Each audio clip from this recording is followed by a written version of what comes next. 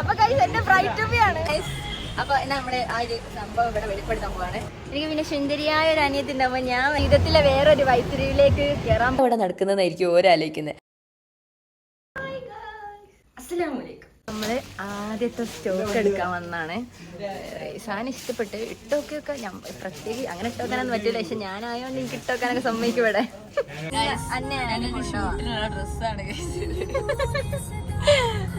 അത് direct stock എടുത്ത് അതേപോലെ വീഡിയോ എടുക്കാൻ പോവാണ്. ഇതൊക്കെ എന്തിന് വിലോ ഞാൻ പരിപാടി അവതരിപ്പിച്ചാലും ലേറ്റ് ആകുന്ന എന്തുകൊണ്ടാ? ഞാൻ കാരണല്ല, ബ്ലോക്ക് കാരണ. New model in town. ഇതെല്ലാം ചിരിച്ചിക്കണം കേട്ടോ. ഓളെ മുഖം നോക്കി, ഓളെ മുഖം കണ്ട ഓളെ പിടിച്ച് വലിച്ച് നമ്മള് കൊണ്ടുപോകുന്ന മാതിരിയുണ്ട്. ഇപ്പൊ അടുപ്പിച്ച് കുറച്ച് ദിവസമായിട്ടോ ഈ കോസ്റ്റ്യൂമിന്റെ പിന്നാലുള്ള ഷൂട്ട്. അപ്പോൾ ഈ ഷൂട്ട് എന്തിൻ്റെതാന്നുള്ളത് ഞാനിപ്പോ പറഞ്ഞുതരാം.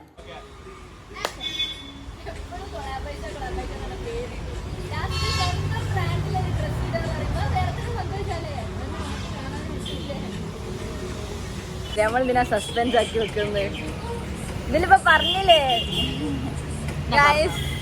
അപ്പൊ എന്നാ നമ്മള് ആ ഒരു സംഭവം ഇവിടെ വെളിപ്പെടുത്താൻ പോവാണ്. അപ്പൊ ഈ കോസ്റ്റ്യൂം എല്ലാം നമ്മൾ അൽഹംദുലില്ലാ മാഷാ അല്ലാഹ് ഒരു പുതിയ ബ്രാൻഡ് സ്റ്റാർട്ട് ചെയ്യാണ്.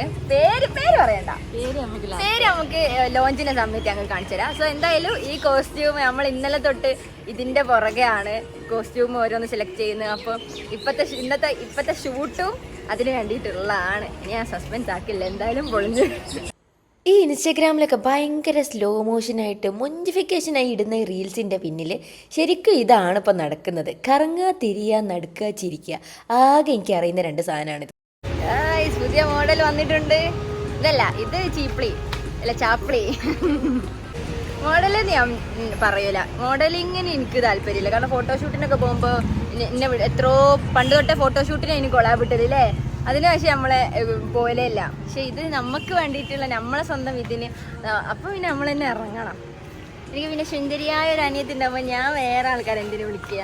കോസ്റ്റ്യൂമിൻ്റെ പല കളേഴ്സ് ഇട്ട് കാണിക്കാനുള്ള മടിയോണ്ടും പിന്നെ ടൈമില്ലാത്തത് കൊണ്ടും ഞാൻ അനിയത്തിനെയും പിടിച്ച് ഈ ഷൂട്ടിലേക്ക് അങ്ങിട്ട്. ഇവളെയും കൊണ്ട് ഞാൻ എവിടെ പോകുമ്പോഴും ഞാൻ വിചാരിക്കും, ആൾക്കാരിപ്പോൾ വിചാരിക്കാൻ മതി എനിക്ക് ഇവളോട് ഭയങ്കര സ്നേഹമാണ്. പക്ഷെ ശരിക്കും പറഞ്ഞാൽ ഇങ്ങനെ നല്ല ഉപകാരങ്ങൾ അവളെ കൊണ്ടുണ്ട്. എന്ത് പറഞ്ഞിട്ട് കാര്യമില്ല, ഞാൻ വീഡിയോയിൽ നിൽക്കൂലെന്ന് പറഞ്ഞോളായി ഈ മേക്കിടുന്ന് മെനയുന്നത്. ഇപ്പോൾ ഓളായി ഡയറക്ടർ. ഹായ് ഗായ്സ്, ഞാൻ ഡ്രസ്സൊക്കെ മാറ്റി നമ്മളെ ഷൂട്ടൊക്കെ കഴിഞ്ഞ്. എൻ്റെ ഉമ്മ വെയിൽ എന്ന് പറഞ്ഞാല് ഒരു വെയിൽ. എൻ്റെ തലേൻ്റെ ഇവിടെ പൊട്ടണ വെയിലയക്കുന്നത്. എന്നാലും നമ്മൾ ഷൂട്ട് കഴിഞ്ഞ് മാഷാ അല്ലാഹ് അൽഹംദുലില്ലാ നമ്മളൊരു പുതിയ സംരംഭം എന്നാണോ മിലോ പറയാ, അറിയില്ല എന്തൊരു സംഭവം എന്തായാലും തുടങ്ങാൻ പോവാണ്. അതായത് എല്ലാവരുടെ ലൈഫിലും ടേണിംഗ് പോയിന്റ് ഉണ്ടാവും എന്ന് പറയുന്നത്. എൻ്റെ ലൈഫിൽ കുറേ ടേണിംഗ് പോയിന്റ് ഉണ്ടായിട്ടുണ്ട്. അതിലൊന്നാണ് ഇംഗ്ലീഷ് കഫേ. ഞാൻ പ്രതീക്ഷിക്കാതെ ഒരു നോർമൽ ലൈഫ് ജീവിച്ച് പോകുമ്പോൾ ഇംഗ്ലീഷ് കഫേ വന്ന് പിന്നെ കുറച്ച് ആൾക്കാർ അറിയാനൊക്കെ തുടങ്ങി. അങ്ങനെ അതായിരുന്നു ഒരു ടേണിംഗ് പോയിന്റ്. അപ്പോൾ ആ ടേണിംഗ് പോയിന്റ് കഴിഞ്ഞ് ജീവിതം ഇങ്ങനെ സ്മൂത്തായി പോകുമ്പോൾ പിന്നെ ഞാൻ ഈ ഒരു സംഭവം ഞാൻ പ്ലാൻ ചെയ്തത്. അതായത് ഓപ്പണായിട്ട് പറയുകയാണെങ്കിൽ ഒരു ക്ലോത്തിങ് ബ്രാൻഡാണ് നമ്മൾ തുടങ്ങാൻ പോകുന്നത്. അത് ഞാൻ പറഞ്ഞല്ലോ അല്ലേ. അപ്പം നമ്മളൊരു ക്ലോത്തിങ് ബ്രാൻഡാണ് തുടങ്ങാൻ പോകുന്നത്. അപ്പോൾ ആ ക്ലോത്തിങ് ബ്രാൻഡ് എൻ്റെ മൈൻഡിൽ ഒരു ഡിസൈനർ ആവണമെന്നോ അല്ലെങ്കിൽ ക്ലോത്തിങ് ബ്രാൻഡ് സ്വന്തമായിട്ട് ചെയ്യണം അങ്ങനത്തെ ഒരു സംഭവം എൻ്റെ മൈൻഡിൽ ഇല്ലായിരുന്നു. പക്ഷെ സഡൻ ആയിട്ട് എനിക്ക് ഇങ്ങനത്തെ ഒരു അവസരം വന്ന്. അപ്പം ഞാൻ വിചാരിച്ച് ഇംഗ്ലീഷ് കഫേൻ്റെ കാലം കഴിഞ്ഞാൽ എന്തെങ്കിലും വേണ്ടേ, ജീവിച്ചു പോകാൻ എന്തെങ്കിലും വേണ്ടേ. അപ്പം ഞാൻ വിചാരിച്ച് ക്ലോത്തിങ് ബ്രാൻഡ് തന്നെ സ്റ്റാർട്ട് ചെയ്യാം. ഇംഗ്ലീഷ് കഫേയിൽ ഇനിയിപ്പോൾ എൻ്റെ മുഖം കണ്ട ആൾക്കാർക്ക് മടുക്കുന്നുണ്ടെങ്കിലോ അപ്പോൾ പ്ലാറ്റ്ഫോം മാറ്റണം. പക്ഷേ ഇംഗ്ലീഷ് കഫേനെ ഒരിക്കലും ഇടൂല കേട്ടോ, അല്ല അങ്ങനെ അറിയാനില്ല. എന്നാലും അപ്പം നമ്മൾ ഒരു ക്ലോത്തിങ് ബ്രാൻഡിലേക്ക് ഫൈനലി എത്തിപ്പെട്ട്. അത് എനിക്ക് 2 ദിവസം സമയമാണ് കിട്ടിയത്.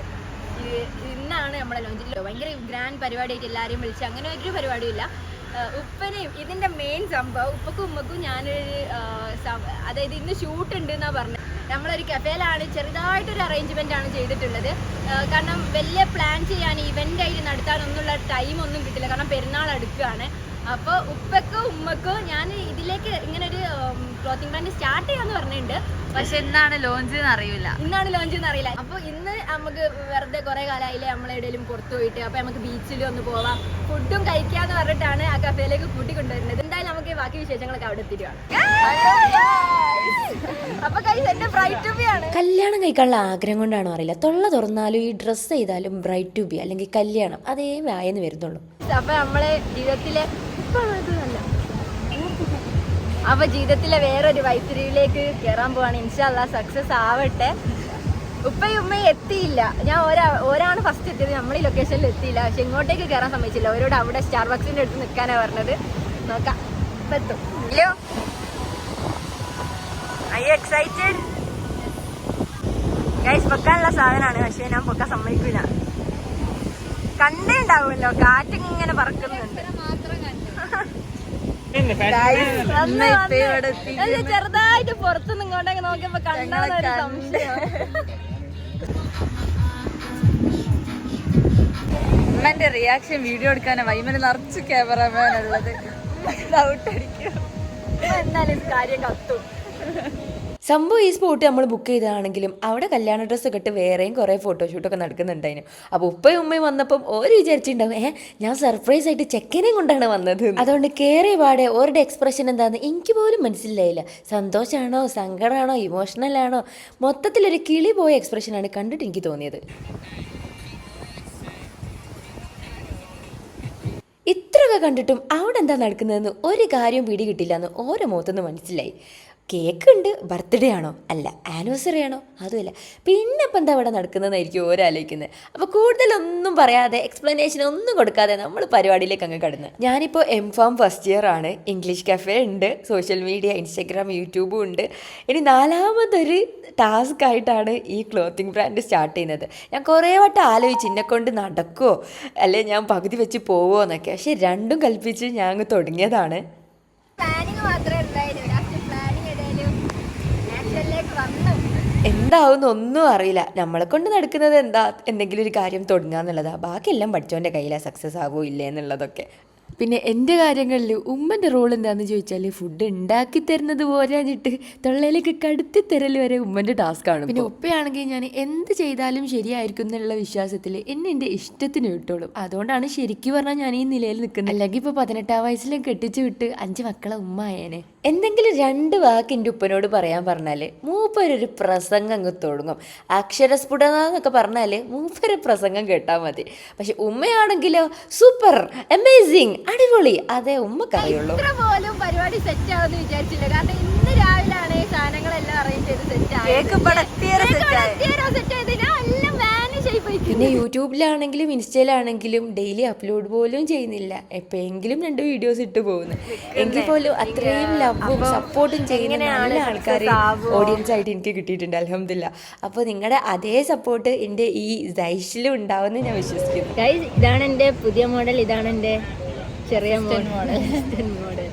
പക്ഷെ മോഡലല്ല, എന്നെ എല്ലാ കാര്യത്തിനും ഹെൽപ്പ് ചെയ്യുന്നതും എല്ലാം സപ്പോർട്ട് ചെയ്യുന്നതും ഇവരുള്ളത് കൊണ്ടാണ്, അൽഹംദുലില്ലാ.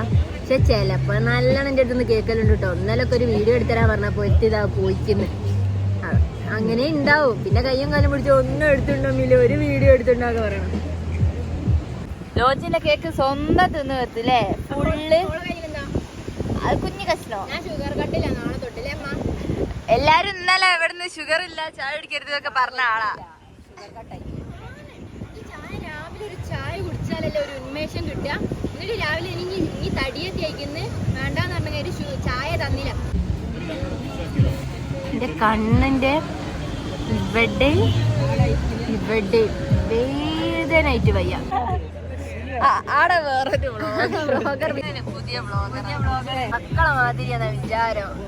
ചുണ്ടരി അയക്കുന്നത്. ഫോണ് മാറ്റി ചുണ്ടരി ഒന്ന് കാണിക്കണം. നല്ലോണം ചിരിക്കി നല്ലോണം ചിരിക്കി. ഗൈസ്, അങ്ങനെ പരിപാടി എല്ലാം കഴിഞ്ഞു, എല്ലാം ഹൈറായി കഴിഞ്ഞു. അപ്പൊ നമ്മളിനി വീട്ടിൽ പോവാണ്. എവിടെയെങ്കിലും പോകണം എന്നൊക്കെ ആഗ്രഹമുണ്ട്. പക്ഷെ തല പൊട്ടുന്ന്, എനിക്കെന്താ അറിയില്ല, വെയിലത്ത് നിന്ന് ഷൂട്ട് ചെയ്തിട്ടൊന്നും തല പൊട്ടുന്ന്. സോ ഇനി നമ്മൾ കുറച്ചുകൂടി സ്റ്റോക്ക് എടുത്തിട്ട് വേണം വീട്ടിലേക്ക് പോകാൻ. അപ്പം